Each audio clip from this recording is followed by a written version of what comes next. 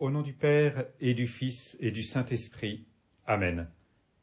Mon Seigneur et mon Dieu, je crois de tout mon cœur que tu es ici, que tu me vois, que tu m'entends. Je t'adore à genoux devant toi.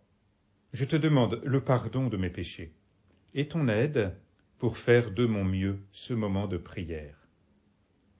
Marie, ma mère immaculée, Saint Joseph et mon ange gardien, intercédez pour moi. Lorsqu'un sélectionneur choisit les joueurs, je pense au rugby, même si certains penseront peut-être au foot, lorsqu'un sélectionneur choisit les joueurs, il y en a bien d'autres, très bons, eux aussi. Il en retient quelques-uns. Il pense à une place pour chacun, ou plus exactement, à chacun pour une place. Dans une équipe, il n'y a pas que des piliers, que des ailiers, que des talonneurs. Il faut que l'équipe soit équilibrée. Et il va emmener ces personnes qu'il a choisies pour un entraînement particulier. À la fois, bien sûr, pour que chacun s'entraîne personnellement, mais aussi pour qu'ils apprennent à jouer ensemble. Il les emmène à l'écart. Et si la sélection est bien faite, c'est tout le monde du rugby qui en profite. Si les sélectionnés, bien sûr, remplissent bien leur mission. Une victoire de l'équipe de France, je suis français, chacun son pays, chacun son patriotisme, je suis français, donc une victoire de l'équipe de France, par exemple contre l'Écosse, rejaillit sur toutes les équipes des différentes villes, sur tous les clubs, même les amateurs, et puis voir une partie du pays selon la nature du match. Tout le monde se retrouve dans cette équipe. Jésus, lui aussi, a fait sa sélection. Il y a bien sûr les 12 apôtres, nous connaissons ces passages où tu appelles, Seigneur, ces 12 hommes que tu choisis pour être avec toi et pour être envoyés. Et puis, aujourd'hui, tu prends avec toi Pierre, Jacques et Jean, et tu les emmènes eux seuls à l'écart sur une haute montagne. L'évangéliste prend soin de préciser « eux seuls ». Il y a pourtant 9 autres apôtres, il y a pourtant les 72 disciples. Ne méritaient-ils pas, eux aussi, de voir la gloire du Christ, de voir le visage resplendissant du Christ, d'entendre cette voix dans la nuée « Celui-ci est mon Fils bien-aimé, écoutez-le ». Il y a aussi la foule.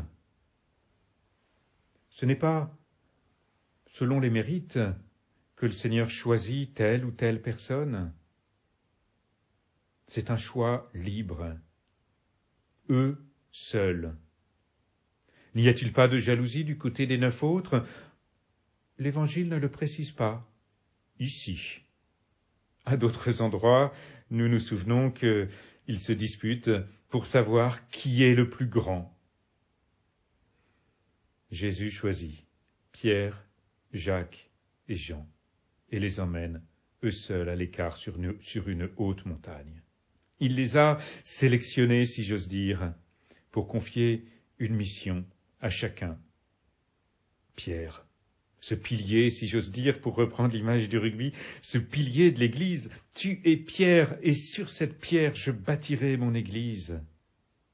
Jacques, le premier à mourir martyr, comme le rapportent les Actes des Apôtres. Jean, celui qui nous offre ce si bel évangile, qui nous révèle ce qu'il y a dans le cœur de Jésus.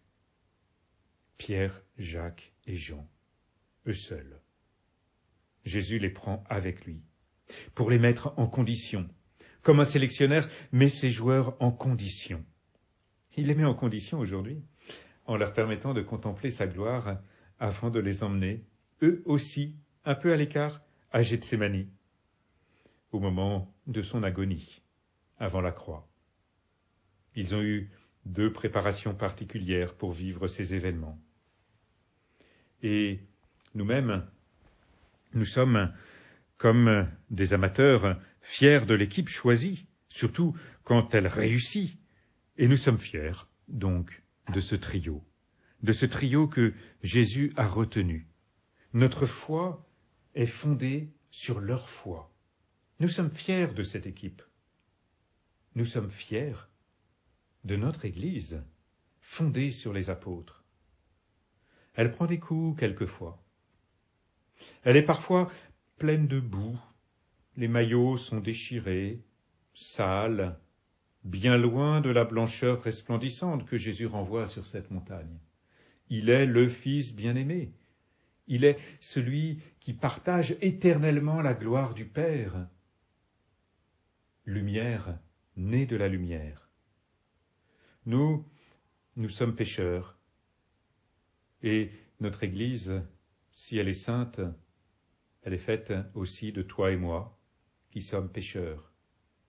Qu'y a-t-il à changer dans l'Église ? Demandait-on à sainte Mère Teresa un jour, et le journaliste qui lui posait cette question se vit répondre qu'il y avait bien des choses à changer dans l'Église. Son attention était toute active, comprenant que Mère Teresa allait dire qu'il faut changer des choses dans l'Église. Et Mère Teresa lui répondait, ben oui, il y a 2 choses à changer dans l'Église, toi et moi.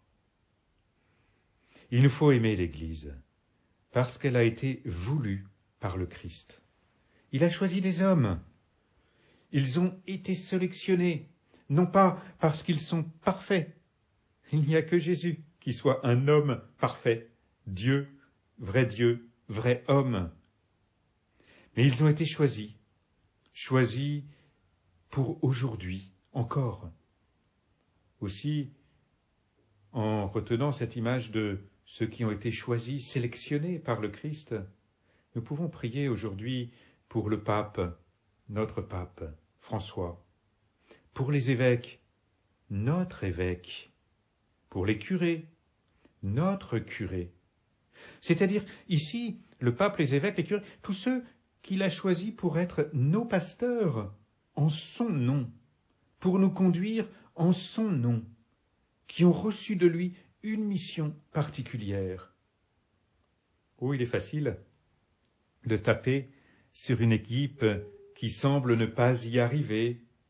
Il est tentant aussi de vouloir être sélectionneur à la place du sélectionneur, de dire mais c'est tel joueur qu'il aurait fallu mettre là, c'est tel joueur qu'il aurait fallu mettre comme demi d'ouverture.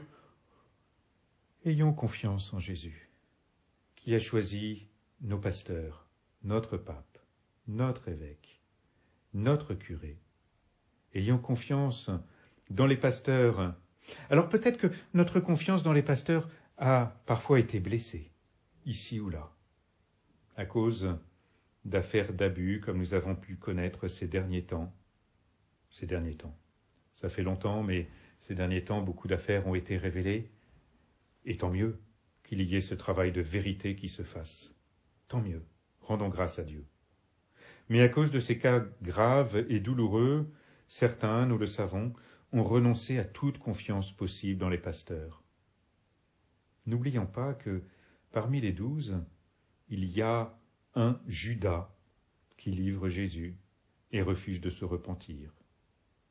Il y en a 10 autres qui n'étaient pas là au pied de la croix, mais qui sont revenus à Jésus, qui ont vécu ce repentir, et nous pouvons leur faire confiance. Et puis il y a Saint Jean, qui était là au pied de la croix.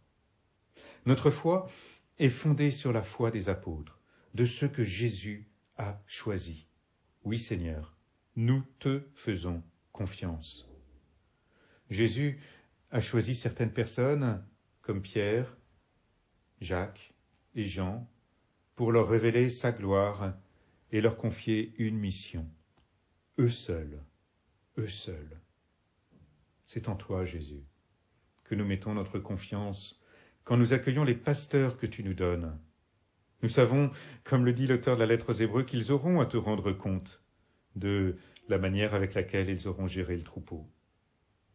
Et nous te demandons de les prendre encore avec toi, comme Pierre, Jacques et Jean, pour qu'ils te contemplent, pour qu'ils goûtent à ta présence, pour qu'ils s'entretiennent avec toi, comme Moïse et Élie, pour qu'ils soient confortés dans leur foi par le Seigneur lui-même, qui redit « Celui-ci est mon Fils bien-aimé », pour accomplir pleinement leur mission quand ils redescendent de la montagne pour nous retrouver, tout simplement.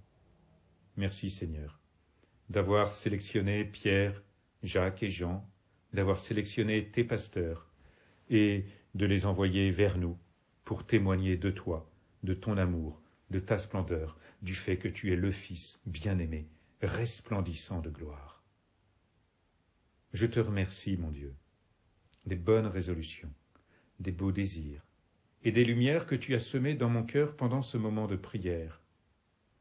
Je te demande de m'aider à les faire fructifier.